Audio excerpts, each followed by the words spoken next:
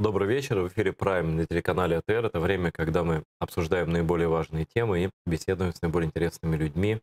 Сегодня у меня в студии непосредственно АТР нет гостя, но у нас в течение эфира будет три очень хороших включения онлайн с разными людьми, ну, поверьте мне, с очень интересными. Первый, с кем я хочу, кого я хочу вам сегодня представить, это известный политолог, ну, в прошлом российский, сейчас он в Америке живет по понятным причинам, потому что он не смог бы совершенно выжить в той России, которая стала русским рейхом. Это Андрей Андреевич Пиантковский. Селям алейкум, Андрей Андреевич. Добрый вечер, Айдар. Очень рад вас Рад. видеть. Взаимно.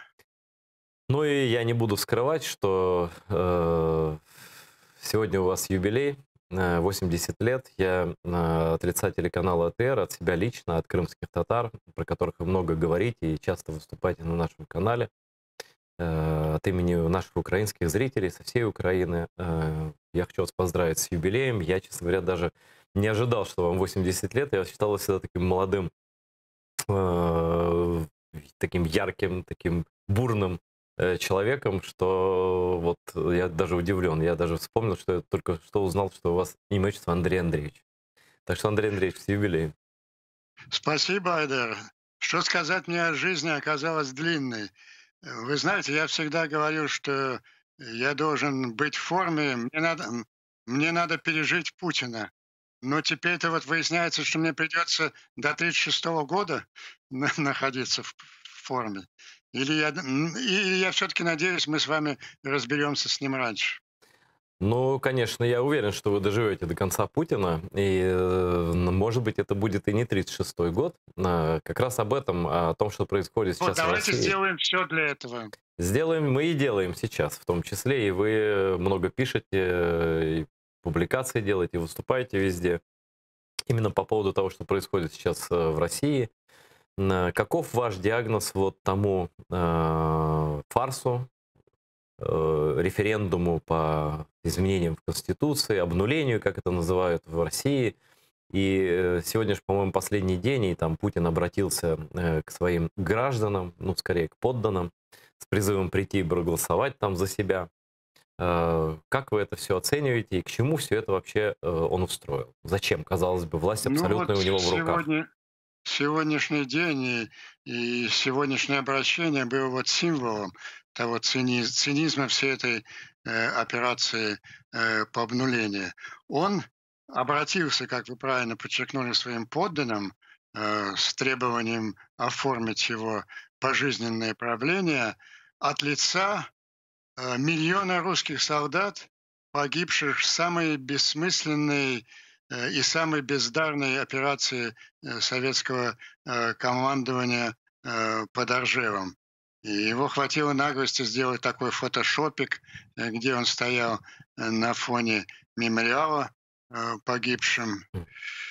Да, и что самое интересное, я вот сказал, что она обратился с требованием оформить его вечное правление, но этих слов не было.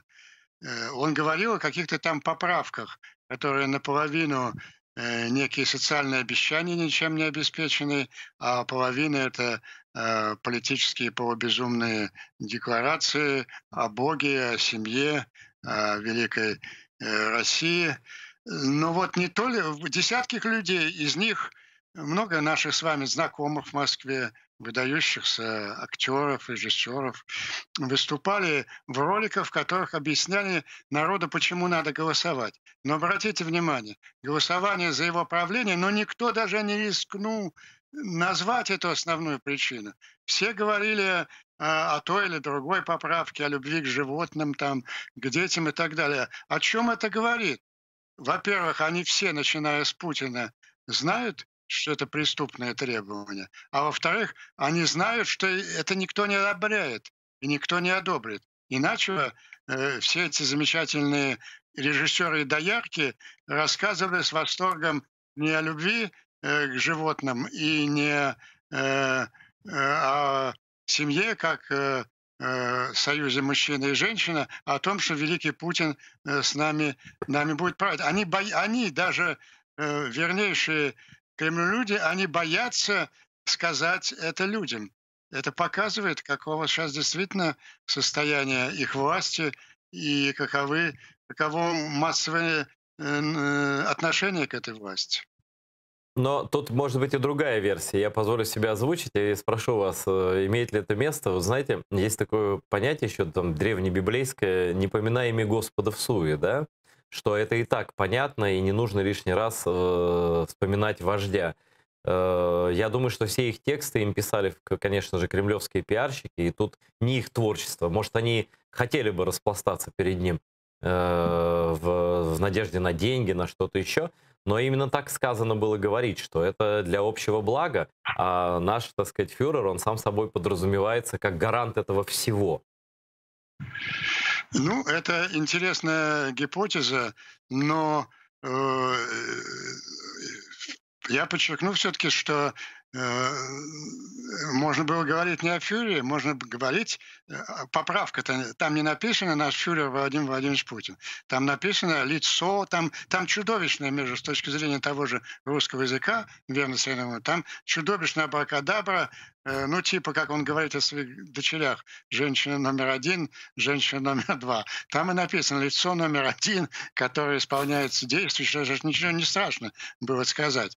Нет, я остаюсь скорее при своем мнении, что это никому не нужно и никем не одобряется. О чем, кстати, показывают все опросы, ну, во-первых, такого уважаемого центра Дмитриева-Белановского, которого вы еще помните по своей работе в Москве, и закрытые опросы, о которых говорил очень ценный наш крот на вершинах, в бункере российской власти Валерий Дмитриевич Соловей, опросы ФСБ, которые показывают, что рейтинг Путина, он не выше 17%, а в России 17% это ничто, ноль, потому что в России всегда есть 17%, которые голосуют за любую власть, там, за гитлеровскую, путинскую, сталинскую, за чурбан, который им покажут.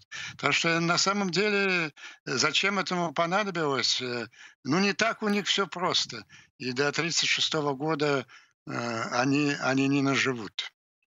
Но есть еще такая версия, как вы к ней относитесь, что, в принципе, все эти затуманенные, заретушированные поправки ради одной, ради вечного правления, еще и нужны Путину для того, чтобы вот это голосование само, это плебисцита, карт-бланш на все. Грубо говоря, индульгенция на большую войну. Он же не скрывает это в своих высказываниях, что он готов, так сказать, отстаивать интересы России, как он их понимает везде, да, возвращать подарки там, в случае чего и так далее, что в том числе это было сказано не зря под этот вот так называемый референдум с тем, чтобы вот уж подданные должны полностью подписаться под всей политикой фюрера на все обозримые годы. Вот это абсолютно верно. И это они как раз не скрывают. Я не знаю, может быть, даже у вас есть, прямо у ваших режиссеров записанное. Э, Я, кстати, во всех своих статьях ссылаюсь на эти 2 минуты ненависти по отношению к Украине и другим соседним государствам на ваш Facebook. Я там нашел. Ну, где он говорит о своих огромных территориальных претензиях Да-да-да. Украины, Казахстана. Вот истинная суть этих поправок и его будущей кампании. И там у него неблагостное такое личико, где он рассказывает о союзе мужчины и женщины, а перекошенное лицо с такой полууголовной угрожающей лексикой. Вот это настоящий Путин, орущий о том, как у России отняли огромные территории. И это программа его ближайших действий. Он будет оказывать, безусловно, громадное давление на Украину, но сначала он попытается получить это все-таки от украинского руководства, все, что ему нужно, присоединение Украины с РДО. Не случайно, между всего прочим, его ссылка абсолютно лживая в так называемой статье о Второй мировой войне на воссоединение Прибалтики. Он же говорил там, если помните, что прибалтийские страны добровольно, используя его слово, инкорпорировались в Советский Союз по воле его действующих руководителей. Вот так же он готовится и инкорпорировать Украину по воле действующих руководителей, замечательных людей Зеленского, Ермака, Коломойского. Вы знаете, я не буду с вами спорить, конечно, но мне кажется, точка в этих попытках уже поставлена, поскольку никакого прогресса на минских переговорах нет и быть не может. Путин не собирается ни в чем уступать, и мне кажется, весь этот процесс остановлен, и ни о какой встраивании там Донбасса в Украину сейчас уже, ну, на данный момент это уже больше риторика прошлого, она просто не актуальна. Это, наверное, на мой взгляд, это уже невозможно ни в каком виде. Я с вами согласен, но в Москве пока еще не потеряли надежды. Ну как же им не потерять, если два человека наиболее близкие к президенту, от которых полностью зависит не только психологически, экономически, но и, скажем честно, медикаментозно Коломойский и Ермак, а не просто стопроцентные люди Москвы. Но Зеленский, единственное, что удерживает Зеленского, он боится, что его просто после этого убьют, когда он станет уже стопроцентным предателем Украины. Они же, помните же, Ермак пытался сделать первый шажок, когда он подписал в феврале, кажется, или в марте консультативный совет. Но он уже, эта идея уже похоронена с горкой. Вот там просто, она, да. ну, значит, из этого следует, что и Путин, в конце концов, поймет, что эти замечательные люди, Ермак, Зеленский и Коломойский, не смогут реализовать то, что он от них требовал. Значит, начнутся разговоры о гуманитарной катастрофе в Крыму, кстати, о восстановлении территориальной целостности РДО в рамках бывших Донецкой и Луганской областей Украинской Республики и так далее. Что здесь очень важно, если мне позволите пару минут, раз уж я нахожусь в Вашингтоне, доложить вам о том, что происходит здесь. Потому что та картина, почему Путин возможно, пойдет на какую-то военную авантюру, в Москве совершенно не представляют, что происходит в Соединенных Штатах. Они смотрят свою телевизионную картинку, верят собственной пропаганде о развале Соединенных Штатов, а происходит нечто совершенно обратное. Происходит совершенно небывалая концентрация военно-политического истеблишмента, deep state, глубинного государства на базе очень резко антипутинской и проукраинской. В этот deep state входят и Помпео, государственный секретарь, и министр Эспер. Кстати, фактически 3-4 июня в Соединенных Штатах произошел такой, я бы назвал его, конституционный военный переворот против Трампа, когда произошло нечто небывалое в истории Соединенных Штатов. Министр обороны Эспер публично отказался выполнять распоряжение президента Трампа об использовании вооруженных сил для подавления демонстраций, а его такой гуру вообще всей военной оппозиции, интеллектуал, бывший министр обороны Джим Мэттис заявил, что Трамп представляет собой серьезную угрозу американской конституции. Кстати, после этого сразу же рейтинги Трампа обвалились, армия пользуется громадной популярностью в обществе. И, кстати, особенно в тех, даже не столько в леволиберальных кругах, которые для Трампа были потеряны, но как раз в том традиционно консервативной Америке, на которой Трамп планировал операции. Судьба Трампа практически решена. Опросы показывают 15% преимущество Байдена. Это поняла республиканская партия, и они сейчас пытаются как бы обойти демократов как раз на путинской волне, показывая, нет, и мы против Путина тоже. И они предложили законопроект с жесточайшими адскими санкциями против Российской Федерации и даже о признании Российской Федерации государственным спонсором терроризма. Так что сложилась исключительно благоприятная ситуация сейчас в Вашингтоне для Украины, для получения всего, что ей необходимо для сдерживания российской эскалации и дальнейшей агрессии. Можно получить и major non-NATO ally статус главного американского союзника, не члена НАТО, формат Будапештского меморандума, любую помощь в оборонительных военных снаряжения.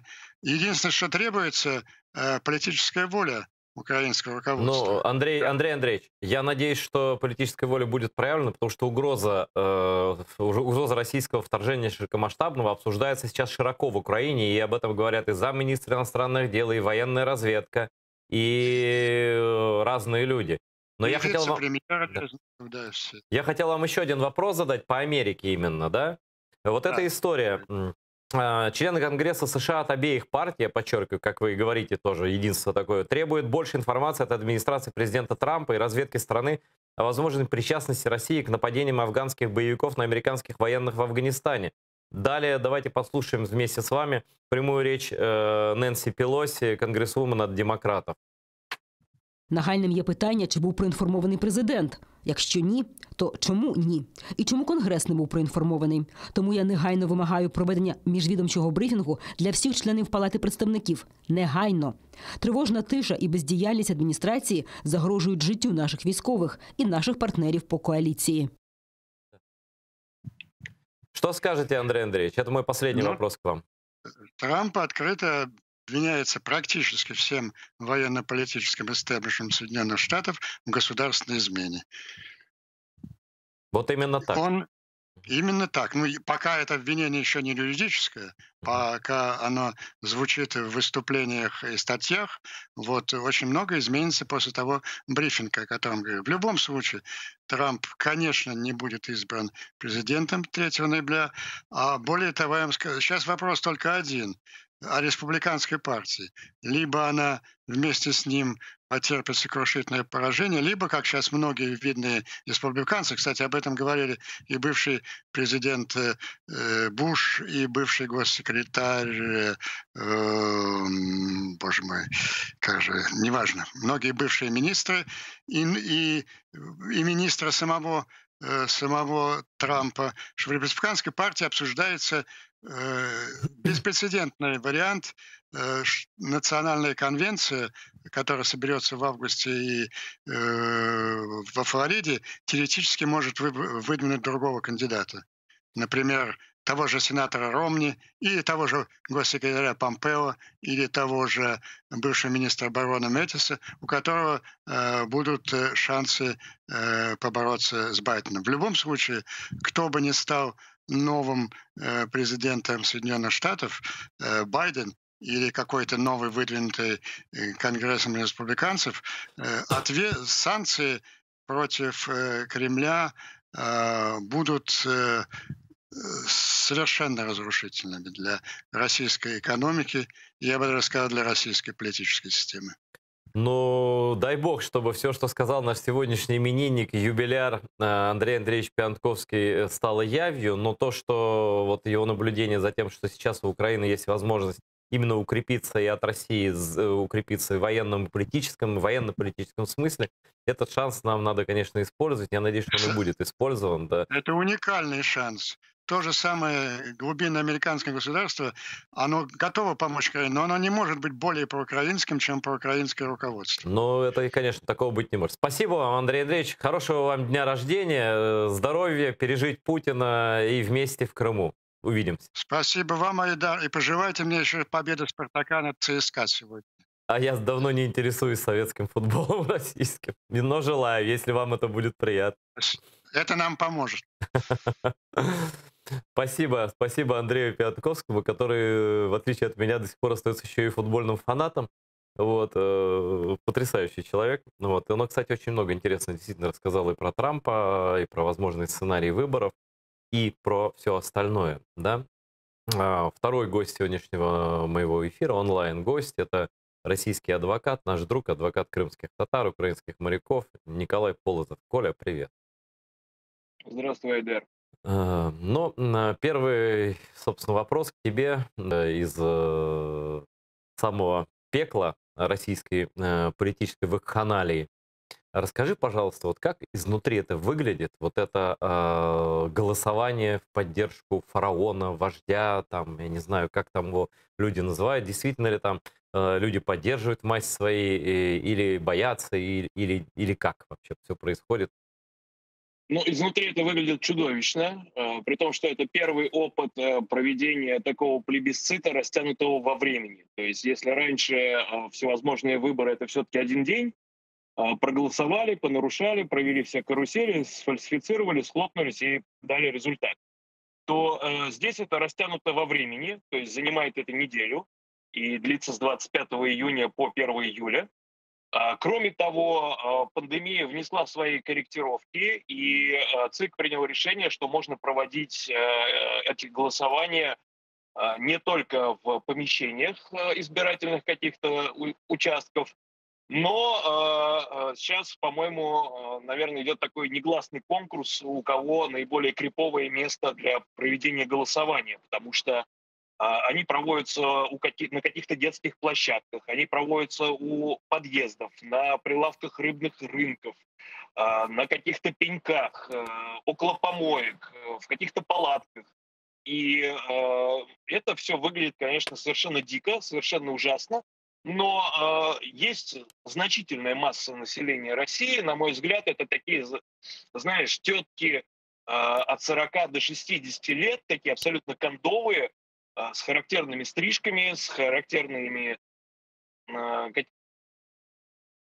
какими-то повадками, лексикой. И вот именно они являются такой движущей силой вот этого вот обнуления Путина. То есть это такие несостоявшиеся невесты фараона, которые тянут на себе всю тяжесть вот этого вот страшного голосования. И в российском обществе, в либеральной его части идут ожесточенные споры относительно того, принимать участие в этом, то есть прийти на вот такой импровизированный участок, а можно даже не приходить. В двух регионах, в Москве и в Нижегородской области, разрешено было голосовать онлайн, то есть заранее надо было зарегистрироваться, и можно было по интернету щелкнуть, свой голос отправить, либо приходят непосредственно с урнами домой, э, приходят те, кто даже не заказывал, не регистрировал выездные вот эти вот голосования, все равно к ним приходят, назойливо пытаются, значит, добиться от них какого-то голоса. Либо вторая, скажем так, позиция — это не участвовать во всем этом, объявить бойкот. Я придерживаюсь второй позиции. Я считаю, что в этой вакханалии участвовать абсолютно подло и низко, и добродетель в наше время — это не какое-то геройство, а просто неучастие в подлости, которым российский народ пытается почивать кремлевская власть. Поэтому сейчас идут вот такие ожесточенные споры, идти и сказать гордое «нет» или не ходить. Но я считаю, что ходить не нужно, потому что уже все посчитано, уже в ЦИОМ выдало результаты, что, значит, 70% «за».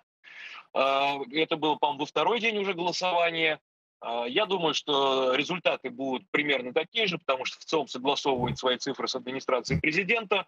То есть, на мой взгляд, это абсолютно такая клоунада, буфонада, которая, ну, исключительно на потеху Путину придумали, потому что уже приняты. То есть после того, как региональные парламенты двумя третями голосов проголосовали, а это произошло еще, по-моему, в конце марта, в начале апреля, все остальное — это такие очень условные вещи. Поэтому, ну, чтобы потешить Путина, показать, что вот народ, значит, за царя-батюшку, вот он доверие выдает, вот придумали вот такой вот идиотизм. Ну, в общем, понятно, и цифры понятно тоже, какие будут, да. Такая имитация полудемократии, вроде как не 99%, как в Северной Корее, а более лайт-вариант, но смысл один, да. И насколько тебе кажется, вот правда ли это такое ощущение существует, что Путин ищет поддержку не столько в сроке своего пребывания, он и так пожизненно был бы, да, сколько приобретает себе такую массовую индульгенцию на любые внешнеполитические действия, включая там широкомасштабную войну с Украиной или еще с какими-то другими странами. Как тебе кажется? Ну, для него важны вот такие, как это называется, сакральные вещи в его представлении. И одобрение народа, такое, пускай даже неформальное, пускай опосредованное, пускай выражено выраженное в голосованиях там за вот эти вот поправки в Конституцию. Помимо обнуления, там же еще есть ряд таких важных поправок для него. Это прежде всего отказ от приоритета норм международного права. Мгм. И в свете, скажем так, трибуналов международных и по Боингу, и других, которые ведутся по Украине, в том числе, возможно, будет еще по Сирии, для него важно как бы прикрыться вот этой своей новой конституцией. И вторая существенная поправка, которую тоже артикулирует, это поправка, которая запрещает изменять территориальную целостность России, то есть закрепляет захват тех территорий, которые были отторжены, ну, в том числе Украины, Крым. И совпало каким-то образом, что вместе с этим голосованием Путин издал указ об объявлении военных сборов для лиц, которые находятся в запасе армии. Последний раз я такое помню, это был 2008 год, июль. После этого началась война в Грузии. Поэтому я абсолютно не исключаю, что, условно говоря, 2 июля мы проснемся в какой-то новой реальности, когда Путин хлопнет, значит, по столу по этой новой конституции и скажет, ну все, теперь я могу все, и объявит войну Лукашенко или что-нибудь еще в этом духе, или там начнет полномасштабное вторжение в Украину. То есть от этого человека и от людей, которые его окружают, можно ожидать абсолютно всего. Сейчас они формально подстеливают себе вот эту вот соломку в виде этих изменений в Конституцию, но все это свидетельствует только об одном, что режим отчаянно цепляется за вот эту самодержавность, за абсолютную власть. Ну, видимо, ничему история их не учит, потому что, как правило, это начало конца. Ну, я совершенно согласен, что вообще, конечно, модно стебаться над этими урнами, и все это смешно на самом деле, но я боюсь, как бы результат не был серьезным. И потому что это действительно такой допинг для фюрера, реальный. Такие цифры там за 70%, да, я думаю, даже до 75 могут нарисовать. Ну, что-то такое, да, то 3/4, то есть уверенное большинство, да. И это вполне может ему вот ментально развязать руки на любые действия. Тут я с Николаем полностью согласен. И последний вопрос, коли он касается дел в Крыму в оккупированном. Как известно, там проходят процессы заочные над несколькими крымскими татарами, лидерами нашего народа, над Мустафой Джемилевым, Рифатом Чубаровым, Ленуром Ислямовым. Что по делу Джемилева? Вот конкретный вопрос, что там, куда движется этот позорный процесс признания там террористом или кем-то еще легендарного, всемирно известного диссидента и номинанта на Нобелевскую премию мира? Ну, по делу Мустафа Ага завершилось предварительное расследование. Должно было состояться предварительное слушание 2 июля. Но оно не состоялось, потому что даже на каких-то формальных стадиях, например, на стадии подписания прокурором обвинительного заключения и направления дела в суд, они умудряются допускать нарушения, которые препятствуют рассмотрению дела даже в российском суде. То есть прокурор обязан был, а подписывал дело заместитель прокурора Республики Крым, некий Сергей Булгаков, он обязан был передать обвинительное заключение Мустафе Джемилеву и его защитнику, то есть мне. Ну, неважно, в руки или почту отправить и так далее. Они этого не сделали. То есть, ну, даже вот на таком прокол на проколе. Поэтому предварительное слушание не состоялось. Судья была вынуждена самостоятельно копировать для защиты поступившее в суд обвинительное заключение, скопировала его, и предварительное слушание назначено к рассмотрению на 9 июля. Ну, что касается самого процесса, то результат, скажем так, итоговый результат, он очевиден. То есть в таких делах российская власть ведет это все до обвинительного приговора, и понятно зачем. Вот с этими бумажками, с этими обвинительными приговорами они сразу побегут в ООН, они сразу побегут в парламентскую ассамблею Совета Европы. Они будут трясти этими бумажками и говорить, вот смотрите, Мустафа Джемилев преступник, Рифат Чубаров преступник, Ленур Ислямов преступник, а вы хотите, значит, санкции нам продолжать. Вы посмотрите, они запрещают воду в Крым подавать. То есть вот для этой истерики, для этого политического визга эти уголовные дела и фабрикуются. Но я считаю, что в самом процессе мы, естественно, покажем все, скажем так, нарушения, все недостатки, которые были допущены следователями, прокурорами, судом.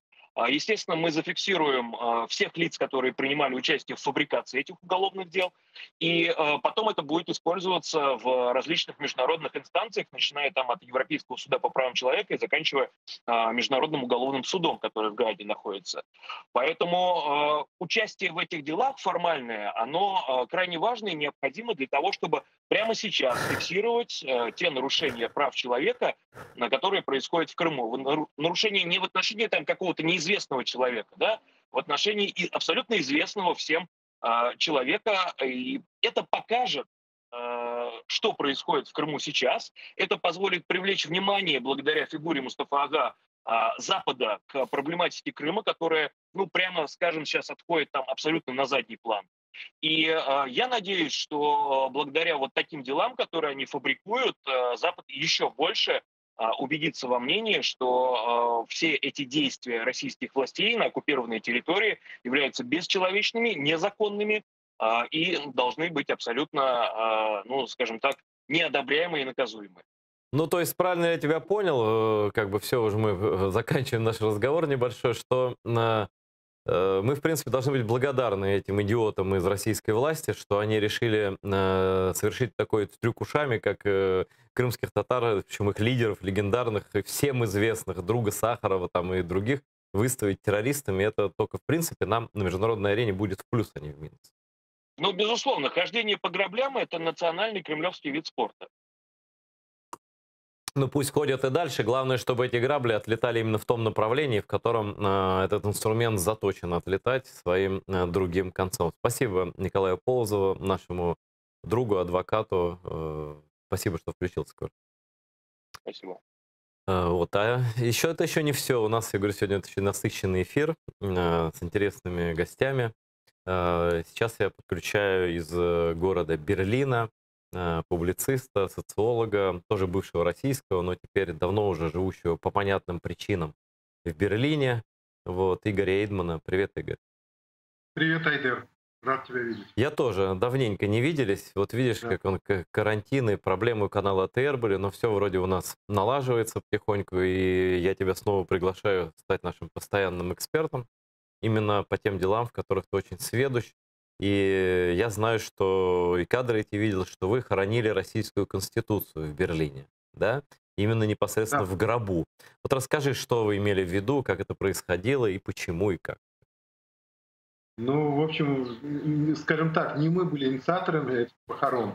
Мы просто, что называется, констатировали смерть Российской Конституции, которая была долго ее убивали, мучили, издевались над ней, делали всякие пластические операции совершенно идиотские, ну и в конце концов загнали, что называется, в гроб. Ну, загнал ее в гроб Путин с компанией, а мы, собственно, визуализировали это действие, такое сделали, смастерили. Не я этим занимался, тут одна замечательная женщина, художница в Берлине. Собственно, она сделала такую инсталляцию, гроб сделала, и конституцию такую красивенькую, рыжеволосую. И мы ее похоронили. Почему, мне кажется, символично, что в Берлине, потому что в этой мифологеме, да, кремлевской, в этой новой гражданской религии российской, Берлин, который является культ войны, вот и все вокруг этого победобесия, Берлин очень важная вещь, да. Они ее еще не называют, да, они Крым называют сакральным, да, но Берлин в действительности для них не менее сакральным. То есть Берлин — это некий символ для Кремля, да, какого-то триумфа, который они все мечтают повторить. Вот. И, собственно, вот в этом, что называется, в их сакральном месте мы эти похороны провели. Над Германией и над Европой как бы победы только в больном воображении путинском происходят. А вот Конституцию собственной страны он убил совершенно реально. Но мы ее похоронили. Игорь, но тут имеет понятно, что это такая акция довольно небольшого количества активных политэмигрантов из России и Украины и других, может быть, стран бывшего СССР. Но на самом деле вот понимают ли немцы, и как вы это до них пытаетесь доносить, что вот эта риторика «мы проведем такой же парад в Берлине», она вполне себе легализована. Она идет в российских ток-шоу. Мы проведем такой же парад в Берлине. Как-то это освещается в германской прессе, что вот есть такие планы некоторые, да, что вот мимо вашего гаштета там, мимо вашей вот этой колбасочной, да, сосисочной и шаурмишной проедет русский танк. Ну, есть такие идеи у этих прекрасных людей. Нет, дело в том, что как бы вот масса, основная масса населения, она, конечно, этого не знает. Была у нас такая идея, и мы ее даже осуществили. Мы, значит, несколько лет назад, пару лет назад сняли документальный фильм о российской пропаганде, в который процентов там, не знаю, 30-40, это был чисто контент российских ток-шоу, переведенных на немецкий язык. Со всеми этими приблудами, типа там на Берлин и прочее, прочее, прочее. Ненавистью к западной цивилизации, ну, это звериный оскал, что называется, путинизмом. Но, естественно, этот фильм ни один немецкий канал, а мы предлагали немецким каналам, и швейцарским, и австрийским, никто их не взял, абсолютно. Причем, А почему, Игорь? Почему? Почему? На частном уровне, да, все интересно, а как бы на официальном уровне вообще даже особых объяснений не давали. Просто вообще, тем более фильм снимал, вот как бы я был, что называется, инициатором всего этого процесса, а непосредственно снимал, скажем так, профессиональный режиссер, уже в Германии живущий много лет, и все его, это Артем Деминок, и все его другие фильмы, все фильмы его другие, шли по центральным немецким каналам, ЦДФ, РД и прочее. Он был в шоке. Это первый фильм, который не показали. Ну, что я хочу сказать? Ну, вот, чтобы понимать, что происходит в Германии... Да, извини, Игорь, я перебил тебя, говори. Я говорю, не хотят знать правду, просто не хотят элементарно, боятся ее. Понимаешь, если как бы знать правду, жизнь сложна, да, как известно. Много знаний, многие печали. Они вот стараются оградить себя. Как можно, вот зная всю правду, потом Путиным и с его командой какие-то свои делишки состряпывать, какой-то бизнес вести, да, пытаться через них там воздействовать на каких-нибудь террористов там исламских, которые в дружбе с ФСБ, как известно, ну и так далее. То есть, ну, понимаешь, если признать правду, показывать такие фильмы и прочее, прочее, то тогда надо будет, сказав А, говорить Б. То есть, сказав А, да, они преступники, хотят, в общем-то, нас уничтожить, по большому счету, почти это не скрывает. Уничтожить, если ему не физически, а может и физически. Уничтожить как западную либеральную цивилизацию. Это они даже не скрывают, по сути. Вот. Если бы сказали, нужно тогда признавать и Б, что с этими людьми нельзя вести никаких дел. А вот на это ни немецкие власти, ни власти других западных стран абсолютно не готовы. Да, потрясающая, конечно, история. Ты помнишь, как женщина, бывшая узница Майдана, сказала главный урок Второй мировой войны: если кто-то говорит, что он хочет вас убить, верьте ему, да? Оказывается, не дошло даже до немцев, которые были забомблены там до фундаментов, целые города, когда был ужас и трэш послевоенный, не очень-то дошло. И, кстати говоря, я хочу, чтобы ты рассказал, Игорь, про этот скандал. Ну, как скандал, мы-то это прекрасно давно знали, но для немцев, возможно, это было некоторым удивлением, что один из лидеров, вот это Альтернатив für Deutschland, да, там как-то обнаружилась его прямая связь с русскими деньгами, например. В общем, это как бы секрет Полишинеля, прямая связь Альтернативы für Deutschland, и не только ее с русскими деньгами, и эти все поездки в Крым, это тоже было, уже много было скандалов на этот счет. То есть они как бы, это форма такая взятки. Одновременно они как бы дают взятку такой немецким политикам, и их замазывают. Так замазывают, чтобы уже как бы они потом не смогли сказать, а мы здесь ни при чем, а мы вообще как бы не с Кремлем не дружим. Да? То есть вот этим Крымом они и дают взятку этими поездками, халявная там выпивка, веселуха и прочее, прочее. И одновременно замазывают. То есть ребята уже от них никуда не денутся, они уже полностью их, что называется. Причем это не только Альтернатива für Deutschland, это как бы самый яркий пример, но похоже ведут себя многие лидеры, функционеры партии Die Linke, их тоже брали за это место, что называется. И многие социал-демократы далеко не ушли. Ну, достаточно вспомнить господина Шрёдера, который просто официально сидит на кремлевской подкормке. И там другие тоже товарищи, там типа Матиаса Плацка, не отстают. Так что они как бы хорошо работают, активно. Я имею в виду российские ребята по покупке и дискредитации немецкой элиты. Смотри, но не только немцы. Вот я свежую новость читаю. Делегация французских депутатов Европарламента посетит Крым с трехдневным визитом. Об этом сообщил РИА Новости глава Комитета оккупационного парламента Крыма по народной дипломатии, надо же, межнациональных отношений, некий Гемпель. Давай послушаем, что он там наговорил, и обсудим.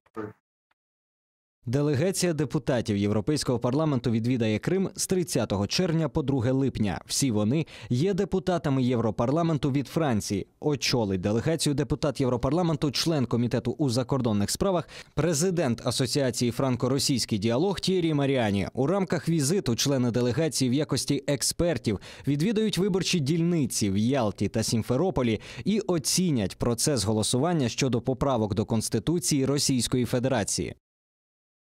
Ну вот унылое лицо этого Гембеля на скриншоте показывает, что, значит, он, ну не он, понятно, Кремль туда пригласил этих товарищей, чтобы легитимизировать так называемый референдум в Крыму, вот этот вот по поправкам, который уже Меджлис крымтатарского народа, МИД Украины, все там осудили и призвали международные организации его не признавать, а это вроде как признание. Ну слушай, Игорь, они там были уже миллион раз, никто все равно, вот эти покупные политические проститутки разные, да, все равно никто ничего не признает, да? Зачем это? Только для внутренних российских дел или как? Ну, как зачем? Вообще какой-то рациональный смысл в действиях российских властей искать очень сложно. Часто очень, и особенно что касается пиара, вот таких акций, это просто отмывание бабла. Вообще на подкуп западных элит, на работу с западным общественным мнением тратятся огромные деньги. Я как бы, ну как и ты, да, работаю в Москве, знал многих людей, которые работали вот в этой сфере пиара, там, они работали, конечно, внутри страны, на выборах, на всяких и так далее. Сейчас многие из них переброшены на Западный фронт. Работают, просто знаю это. Работают, значит, по оболваниванию, окручиванию западного общественного мнения. Но это, по сути, это работа в значительной степени по отмыванию бабок, выделенных на это.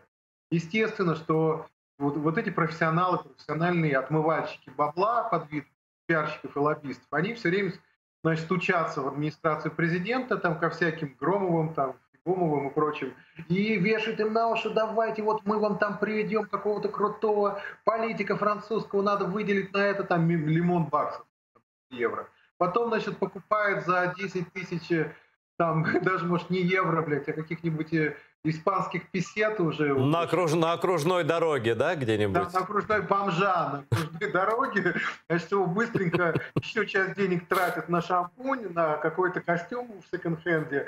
Значит, еще покупает ему какую-нибудь силу, значит, не знаю, значит, профессора какого-нибудь несуществующего, какого-нибудь Леопольдвудского университета, и вперед засылают в Крым или куда-нибудь в Россию. И там, значит, местные эти чинуши дешевые, пока с ним носятся, бегают, прыгают, местные продажные журналюги делают ему пиар. А то еще таких клоунов вытаскивают на федеральные каналы российского ТВ, чтобы они в ток-шоу разыгрывали, значит, глаз западного европейского общественного мнения. Их там бьют периодически за деньги, естественно.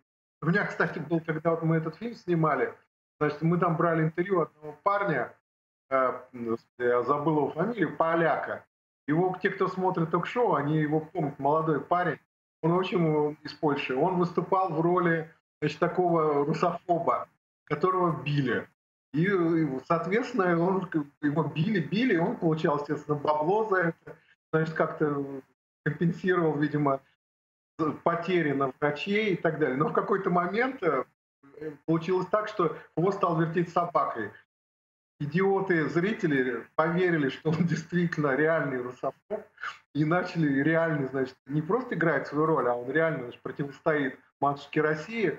В общем, завалили все правоохранительные органы российские жалобами на него, Следственный комитет и прочее, прочее. И, в общем, в результате не то ФСБ, не то Следственный комитет закрыл ему вообще путь в Россию и выгнал его назад в Польшу. Он, бедный, страдает, мучится, но уже объяснить, что все понарошку, бессмысленно. Все.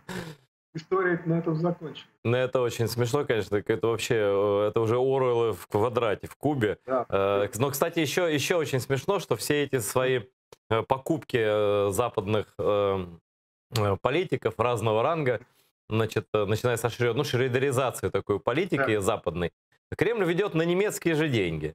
То есть на деньги, которые за немцы, те же самые, вот, которые не хотят видеть правды, платят русскому фюреру за газ, да? И, конечно, вопрос мой будет касаться еще один вот этой новой русской сиськи, вот этой вот вытянутой руки, как угодно, называемый Северный поток-2. Что там с этим потоком? Остановлено строительство, не остановлено? На какой стадии болезни находится? Да, стадия болезнь находится, больной, как знаешь, да, есть такой анекдот, больной, врач говорит, да, больной перед смертью потел, да, ну это типа очень важно. Вот больной потеет перед смертью. Nord Stream 2, так я думаю, что этот проект обречен. Почему? Потому что его экономическая целесообразность в значительной степени в связи с объективными обстоятельствами становится все более и более сомнительной. Но с маниакальным упорством российские власти этот проект пытаются пробить. Но есть как бы объективные причины, по которым он, скорее всего, не будет реализован в том виде, по крайней мере, в каком это планировалось. Ну, во-первых, как бы американские санкции, во-вторых, немецкие власти признали, да, европейскую директиву, которая фактически ставит под сомнение, как я уже говорил, работу этого потока в том виде, в каком это планировалось. И третье, вообще в Германии снижается потребление газа, снижается, растет довольно быстро, растет, значит, доля возобновляемых источников энергии, а доля газа, собственно, снижается. Пока они там раскрутят это все, весь этот маховик, я думаю, что это вообще, да, вообще окончательно все потеряет всякий смысл. И завершить нашу беседу, у нас где-то минута 3 еще остается. Я хочу все-таки твоей оценки, ты очень трезво анализируешь все происходящее в России, я так пристально уже не слежу, ну, вот, поэтому хочется твое мнение о том, для чего, вот я Пьянковскому задавал этот вопрос, и тебе задам. Вот для чего ему Путин и так правит вечно? Ну кто его тронет, как говорится? Он даже памятник, воздвинутый на народных чаяниях, на Крым наши, там, на грузинах-грызунах, которых нужно, ну и все такое прочее, да, на украинских фашистах, бандеровцах, всем остальном, ну как бы ничего ему не угрожает. Вот чего ради? Уж не ради ли того, чтобы получить себе мандат на вообще любые внешнеполитические авантюры после всего? Я думаю, здесь тоже скорее субъективные причины. Не то чтобы, скажем так, во-первых, я думаю, что это он сам-то точно не знает, для чего ему нужно что-то. Да ну, ну как он не знает? Мне кажется, вот, что последние годы, по большому счету, он уже ведет не какую-то сознательно осознанную, продуманную политику, в которой как бы из одного шага вытекает другой шаг, и один шаг нужно фундировать, подкрепить там каким-то действием. В значительной степени кремлевский фюрер, как мне кажется, он уже потерял здравый какое-либо вообще отношение к здравому смыслу. Он в значительной степени живет каким-то образом в своем мире, да, какими-то образами, эмоциями и прочее. Ему сейчас нужно, вот лично ему, субъективно, для того, чтобы ему в кайф было жить, получить какое-то подтверждение, какую-то внутреннюю легитимность, что народ его все так же, народ своего фюрера любит, народ своего фюрера поддерживает, народ, значит, готов продлить фюреру правление там, пускай там даже до начала 22 века, что угодно. Поэтому, несмотря на то, что никакой юридической необходимости в этом нет, он как бы уже все сделал, ему нужно вот какой-то некий ритуал, выйти, как, не знаю, Гитлер или Муссолини выходили к стадионам, что-то там произносили, какие-то свои невнятные истерические речи, а народ рукоплескал, поднимал руки там в фашистских приветствиях. Но Путин, он такой более закрытый человек, менее экспрессивный. Он на стадионы не выходит, он вот устроил вот такое виртуальное, значит, голосование, чтобы получить такую вот внутреннюю поддержку, энергия масс, что называется. По большому счету, он как бы дает этот сигнал администрации президента, а администрация президента поступает совершенно прагматично. Фюреру нужно, чтобы его народ поддержал. У нас, значит, для этого есть следующие инструменты. Здесь мы, значит, сделаем электронное голосование, накрутим. Там, значит, мы в этих электоральных султанатах, типа Чечни, Чувашии и прочее, припишем 90%. Здесь мы там накидаем еще 10%. Здесь мы, значит, пригоним бюджетников. Там мы перепишем протоколы. И, ну, в конце концов, надо обеспечить примерно 70% минимум за фюрера, в случае 75%. И большинство населения, чтобы поучаствовало. Игорь, спасибо. Игорь, у нас времени уже нет, к сожалению. Нам нужно прощаться, у нас новости. Мысль твоя понятна, да, но посмотрим, чем это все обернется. С нами был Игорь Эйдман, это был Prime на телеканале АТР. Я призываю вас подписываться на наши каналы в YouTube, в Facebook. У нас все онлайн, все быстро, все оперативно, все честно. И Как видите, у нас самая такая серьезная, нормальная, не ток-шоувская такая, не трэшевая, не хайповая аналитика, а аналитика по-настоящему знающих людей.